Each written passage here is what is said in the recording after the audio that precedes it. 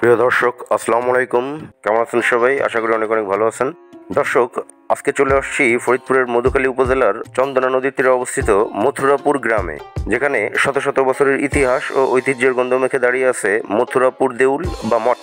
আর এই মঠের নাম অনুসারেই এই গ্রামের নাম হচ্ছে মথুরাপুর। হিস্টোরি অফ মথুরাপুর দেউল।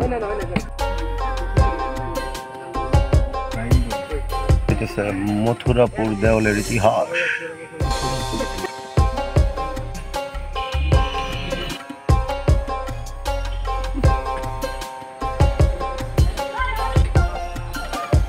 এর উচ্চতা কত ঢুকবে? বাবা রে বাবা, প্রায় 5 তলা বিল্ডিং এর সমান। ভালো ভালো নকশা আছে। এই ক্লোজ এই নকশাগুলি কত পুরনো কাজ, মানুষের হাতের কাজ, কত সুন্দর। এবারের ভিতরে ঢোকা যাক।